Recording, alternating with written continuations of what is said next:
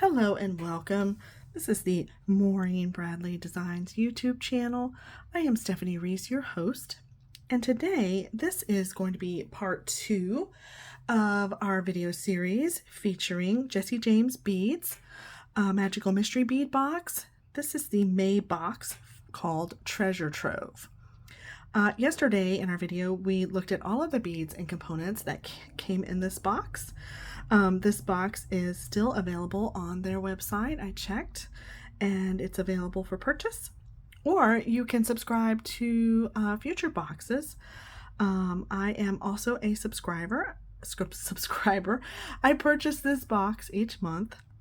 It comes to my door. It is a mystery box, so each month is a different theme, and you won't know what it is until you get it. Every month, I'm just delighted to receive this box. It is my absolute favorite subscription box. So today we're going to be working on making something. After looking at everything and seeing all the beautiful beads, there's so much in this box. You can make multiple things with all of the beads. We have pendants. This was a beautiful nautical pendant, nautilus shell, ceramic shell. We have some chain, mini mix beads. And then we had a little bit of a larger bead set. And we have these fabulous shells and pearls with some metal. We have a Heishi strand and then 2 bead strands that came in this box. So today I wanted to work on a project with you and show you something that I was thinking about making. I actually had 2 ideas. I've not done a stretch bracelet, and the Heishi beads are just perfect for that. You can add beads to this and make a really pretty bracelet. And just see how beautiful that would look on your wrist with some beads in between. And I have a really cool knot that I use that I would love to show you. That is super good. I don't have to use glue with it. It's perfect. It's tried and true.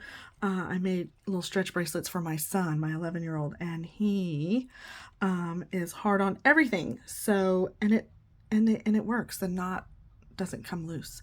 So I'm really happy with that. And at some point, maybe I'll do that in a future one. I wanted to kind of focus on these Cowrie shells. Because as you can see, when I'm looking at these are not drilled. They have an opening here in the back and an opening here on the front. And so this makes it rather hard. You almost have to make a connection with it in order to be able to use it in designs.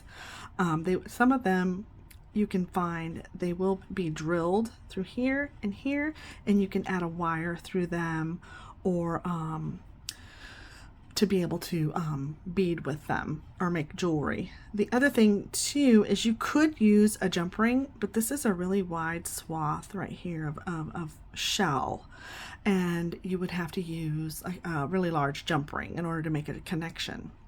So I wanted to just talk about those shells and maybe make something with the shells, because I think that they can be rather intimidating if you're new to beading and you're not sure how to use them. So I was thinking about make sure I have similar in size shells. Some of them can be small. I think those are pretty good in size, and will be good for this. I'm going to make a bracelet. This will also be a bracelet, and so I've got this Cowrie shell going one way, and then I'll do the points. These are a little wider on the side. I wonder if maybe that one would be better. I'm trying to make them all the same shape, or similar in size. Some of them can be smaller. I'll show you. See how that one's a little smaller? So I'm trying to make sure that they're all similar in shape and size. And some tools you might need before we get started, I guess I should share that with you, is I have some. You can use different mediums of choice for to make this, whether if it's a bracelet or a necklace. I would just be aware that this hole is only so big, and I think in my mind I'm thinking I would stay with like a 0.5 millimeter or a 1 millimeter in whatever your choices that you're going to be stringing with. You could use leather in 0.5 or 1 millimeter. I think that would fit okay. You could even use beading wire. Some colored beading wire would be awesome to show the different. I love showing the wire coming through there. That would be neat. I've chosen a sort of a royal blue and a peridot. This is waxed cording. So that's what I'm going to be using today. We're going to do a little bit of knotting because I haven't done that yet on these tutorials. And some tools you might need. I always have my pliers around just in case, because you just never know sometimes. But definitely you're going to need some flush cutters. And then for today, I'm using the knotting tool from Beadalon. It has a point on it. So those are some of the things you're going to need. I also was wanting to use a button for a button closure. So I have a button from Tierra Cast with a shank on it. I thought I had a Starfish or maybe a sand dollar from their collection, but I must have used them in another bracelet or necklace. So today I'm going to be using this Monstera leaf. That was pretty close to how pretty this would be. It still reminds me of paradise. So let's get started. So I have chosen this wax cording, and I have about 24 inches so that we'll have enough for knotting and making a standard 7.5 inch bracelet. So that's that with the cording. And then I believe in order to, let's pick out some beads so that we can fill up the bracelet. And I guess I'll keep my ruler here so that we can measure and make sure we're not adding too many or not adding enough, right? So I know I want some beads from both mixes, and I absolutely love these Starfish. These remind me, I don't know if they actually are, but they remind me of cloisonné beads. They're enamel with metal, and they have a hole running through them from top to bottom here. And I really like this sea glass that's in this mix. These are really cool. The purple would offset this. I really like these. These have a little bit of, these are glass. They're almost like splatter beads where they look like paint. They have blue and pink on them. I really like that. I think these are going to be too large. They're even bigger. I mean, they would probably be okay, but I think I'm going to stick with the little rounds this time.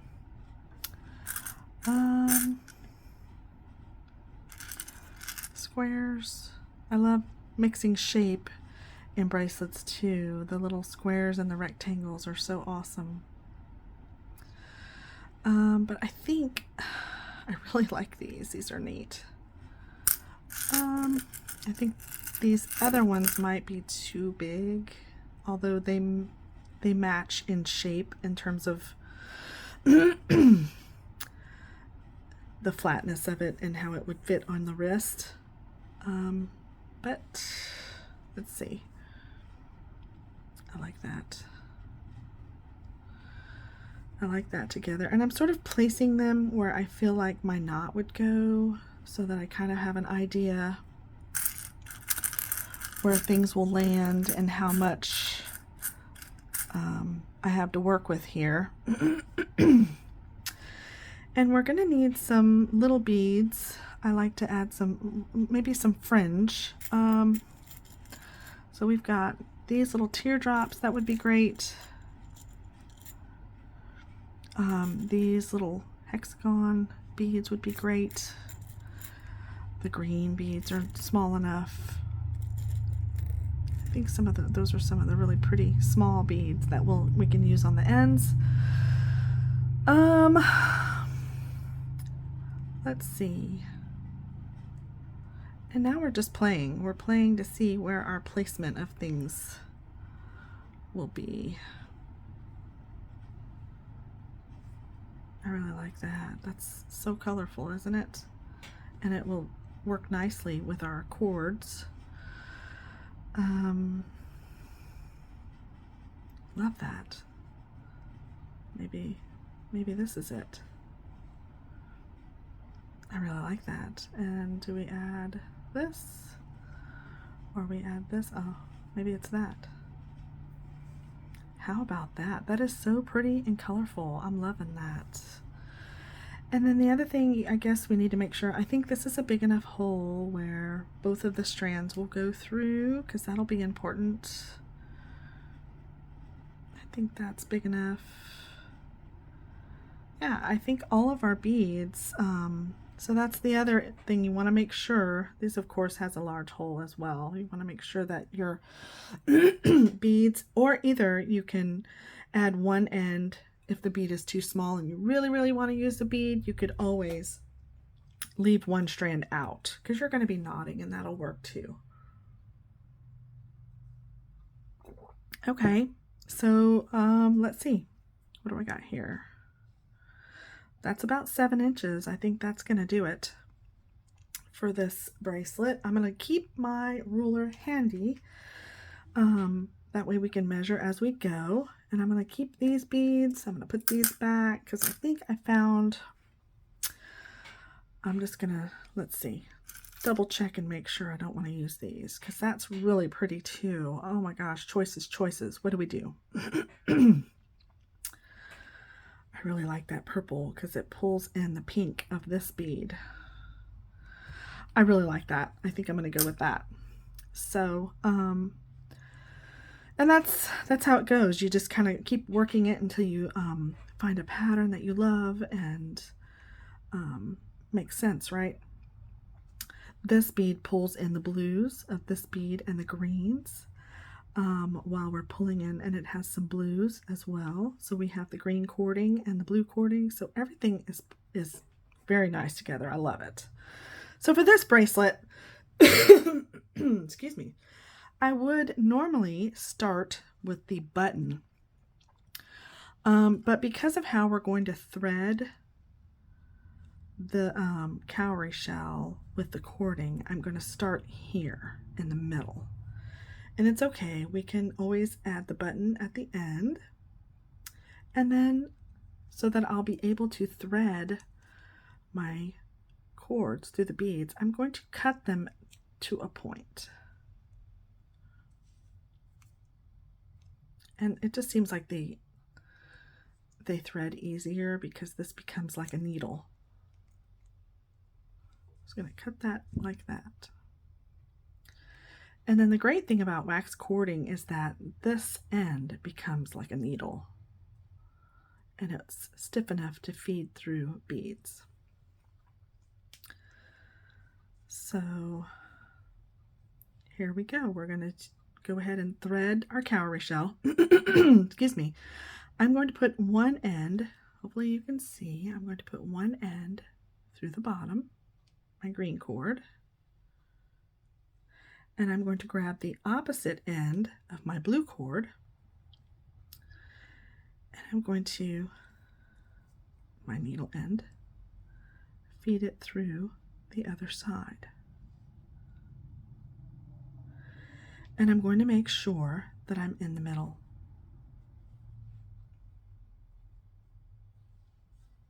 And by that, see how easy it sort of threads.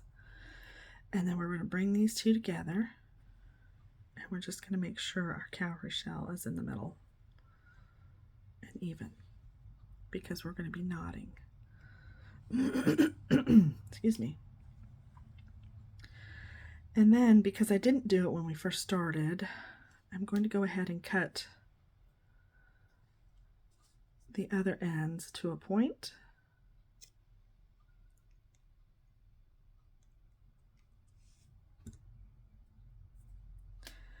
And I have one on this one, the green one, I can cut to a point so that they feed easier through the beads. And you can create that needle. All right. So on one end, I'm going to pinch it. Make sure I'm in the camera for you.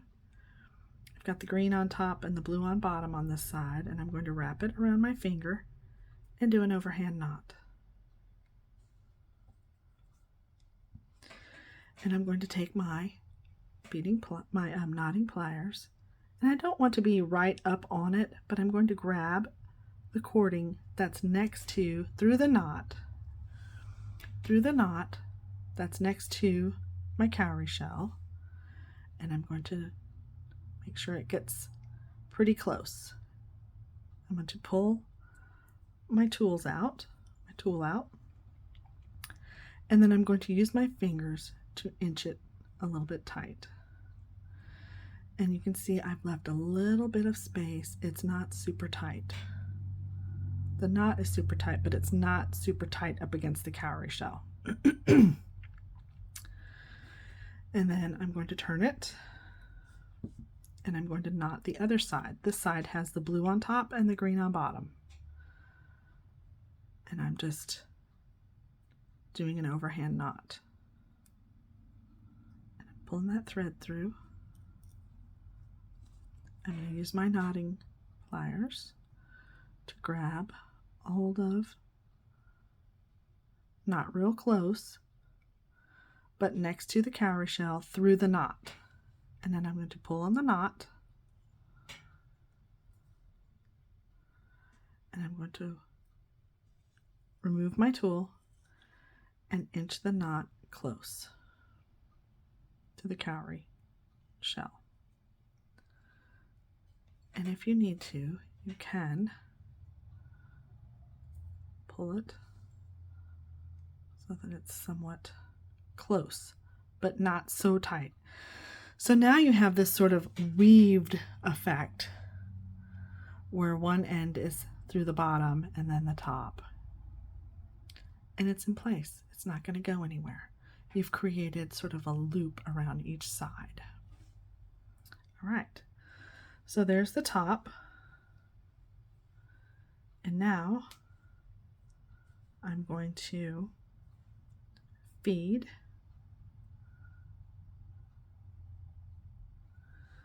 the next bead through both.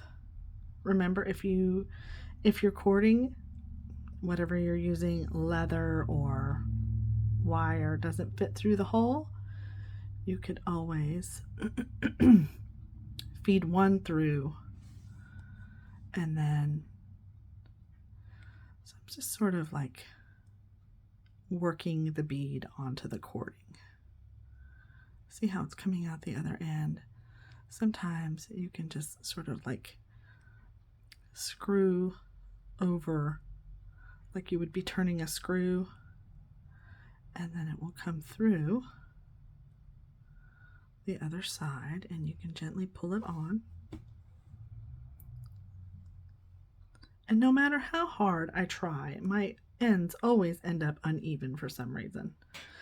So now you have the second bead on here, and we're going to add a knot to this side. So I'm going to use one or two fingers to make your overhand knot. Take your tweezers or your knotting tool and place it next to the bead, and then pull. And then I'm removing the tool, and I'm just inching that knot towards the bead.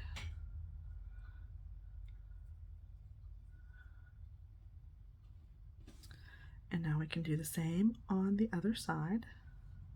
See, my ends are always, no matter how hard I try. All right, we're going to add this bead on. I love the colors. I love the purple and the blue and the green. So again, I'm just sort of turning this like I would a screw over the cording, and I always turn in the direction the cord is twisted. So in this case, it's towards me, and I'm just inching it onto the cording, ever so gently pushing it in, holding my fingers, and then allowing the cord to inch through so that I can pull it. There we go. And then you're going to gently pull down towards the cowrie shell.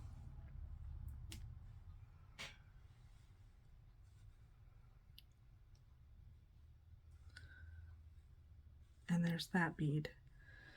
And then we're going to do our overhand knot, add our tool to the inside of the knot, grabbing onto the cords inside, and pull on the longer string. Remove your tool and then use your fingers to inch the knot in closest to the bead. And then we're just tugging a little bit to tighten the knots. All right, now comes the cowrie shell. What do we do with that? You might be saying. So I'm going to feed this such that it's next to the knot, and all we're doing is tying a knot on this side. So this side, the green cord will go over, and the blue cord will come under, and we just feed it in. I'm trying to get the camera where, let's see if I can hold it up. Let's see. I have to hold it down. There we go. It's going. And then there's that. So this one's going to go under and over. So you still have that same effect where it's knotted on one side, like so. You got green on top and blue on top on the opposite side. And then it's like that, sort of weaved in. All right. And now we're going to make our knot, overhand knot. Our knotting tool or tweezers, grab the thread next to the cowrie shell, and then we pull on the longer string for the knot. And then I move my tool out, and then I'm just inching that knot, not right up on it because I want that to move a little bit. But there you go, there's that. Okay. And now we're going to do the other side, and then we will measure, because you want to make sure you're not adding too many beads, but we also want to make sure we're not adding, we want to make sure we have just enough. So again, the green is on top, so I'm going to feed it over. Let's make sure I have the right one. Yes, yes.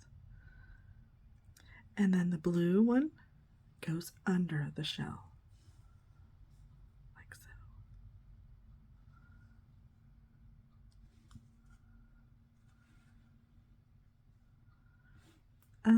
You know what?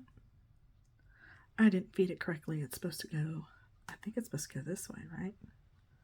Yeah, because the larger end is on the side. But look how different it is. They're also different, the shells.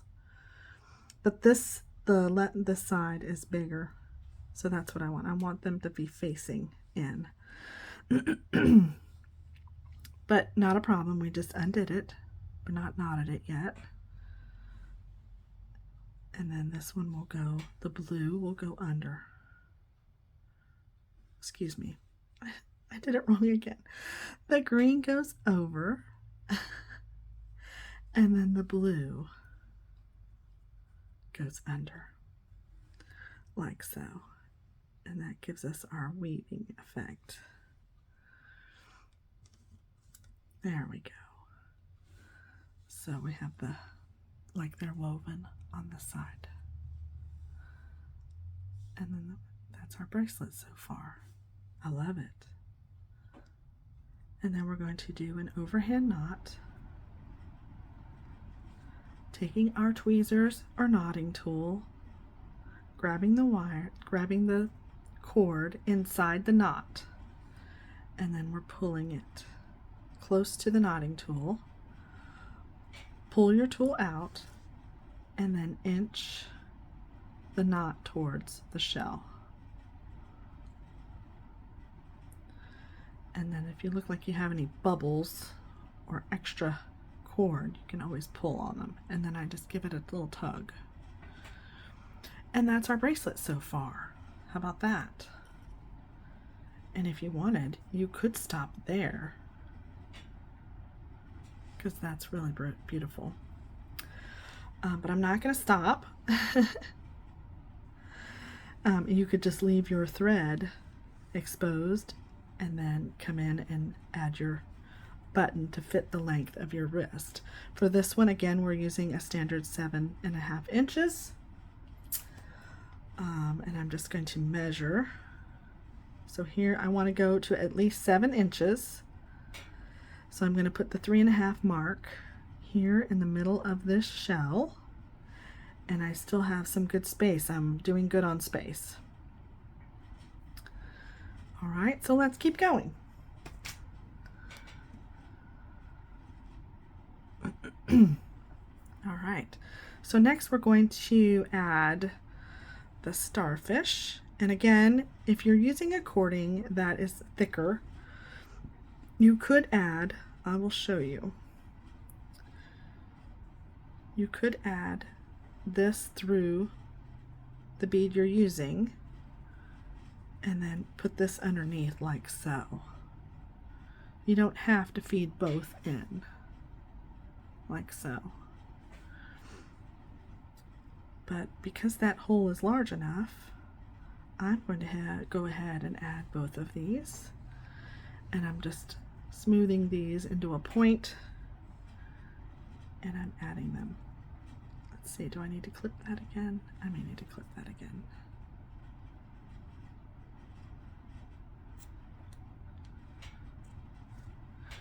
And that's the other nice thing about wax cording, is that you can clip it and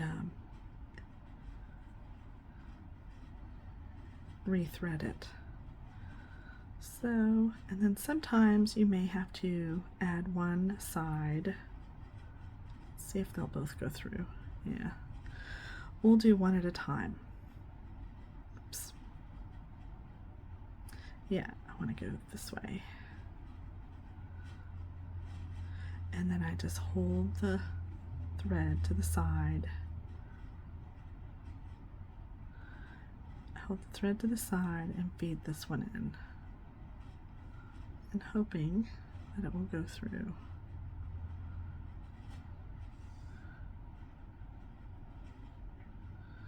Maybe my point's not. All right.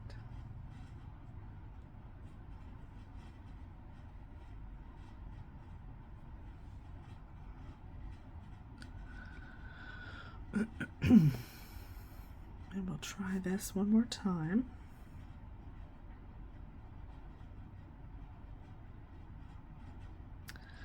This other side seems like it's a little more narrow, and so I'm hoping I can inch it in and sort of turn this so that they'll come through. Almost there, I see them.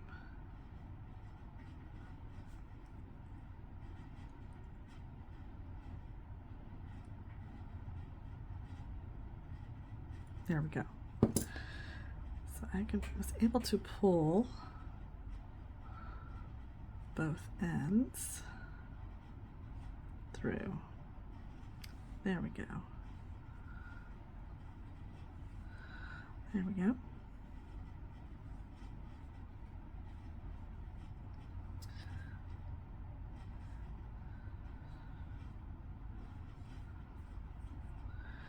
And what I'll do is I'll smooth my cording out on the other end, because it's like it frayed it just a little bit, but that's okay.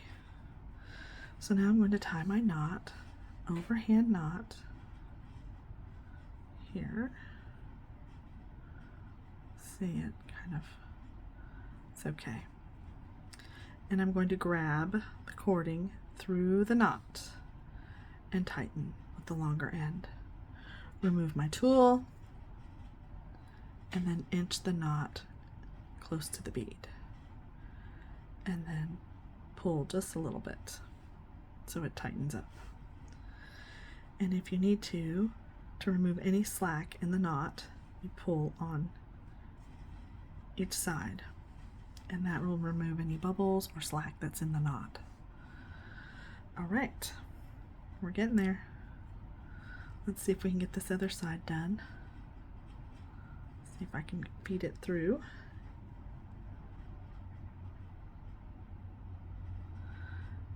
And it looks like this side may go through. Oops.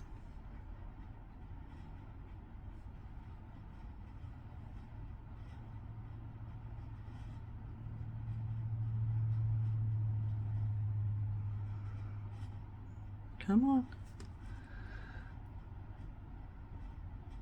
There we go. Just had to pull on it just a little bit. This one's a little bit larger hole, so it fits snugly and just nice. All right.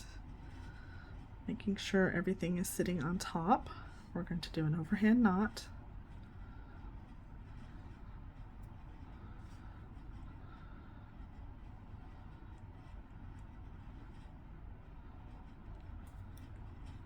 And we're going to inch that knot in. We're getting to be over the 30-minute mark, so I'm going to stop the camera and add the other 2 beads this in similar fashion, since I've already showed you. And I will be back to finish. Okay, everybody, I'm back. I've finished adding all of the beads so that we don't go on too much longer. And as you can see, we're right at the 7-inch mark. We're just a smidge over, but that's okay. We're going to add the button on one side. So we're going to feed these, make them into a needle again, and feed these over onto this side. And then again, we're just tying it into a knot. And we don't want the knot to be too close to the shank. We want it to move a little bit. There we go. I'm going to put my pliers. Might be a little hard to see, but I'm going to try to get you a view.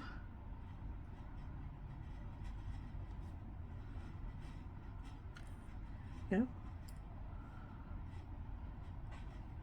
It's caught on the bead. There we go. It's still caught on the bead. Okay, there we go. And then we're going to ease that knot in place, like you see, like so.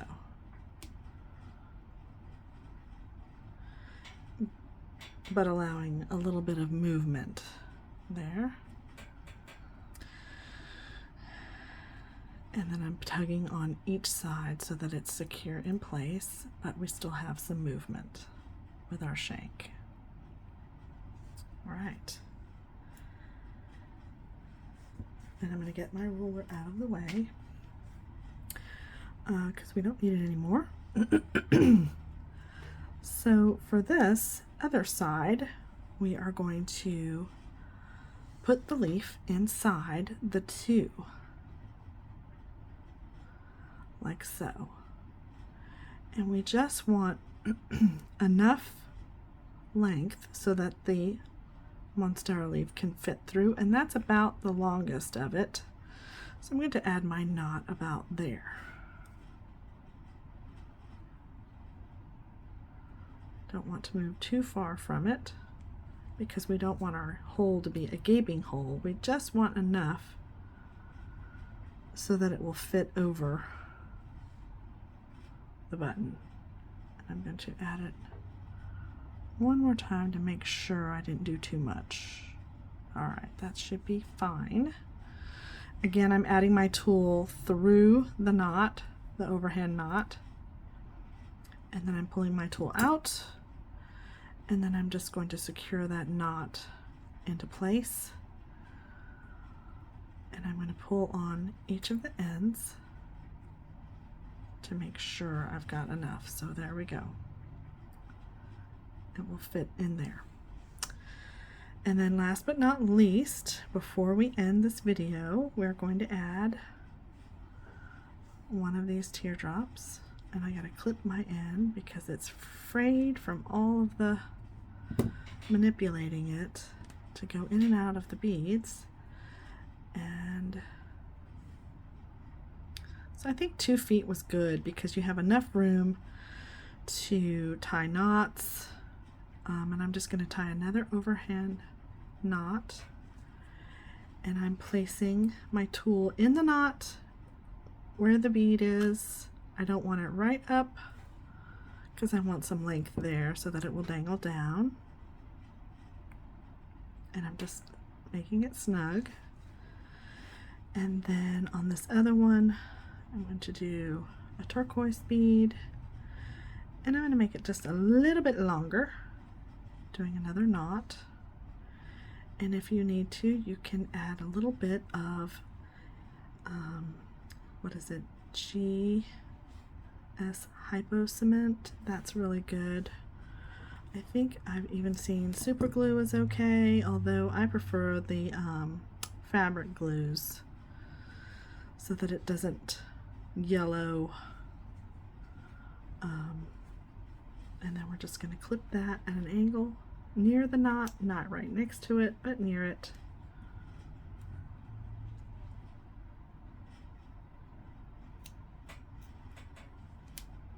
There's that end. And then I'm going to do the same thing here on this side, just making sure you can see, making this a little needle. And I added this one, and again we're just making a little knot, overhand knot. I'm taking my knotting tool and I'm inserting it through where I want my bead to sit, and then I'm securing it tightly, pulling my tool out, and then just working the knot into place with my fingers. So there's that one. And then now we're just going to do the little teardrop.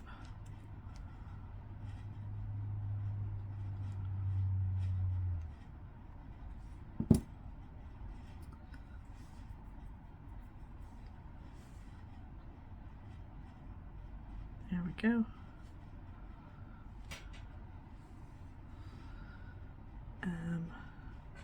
Overhand knot. Adding my tweezers or my knotting tool inside the knot and pulling tightly, and then just working that knot into place. Again, you can use a little bit of glue to secure those knots and make sure they don't come undone. And then I'm just clipping near the knot but not right on it at an angle. And that is the bracelet. I'll just try it on so you can see.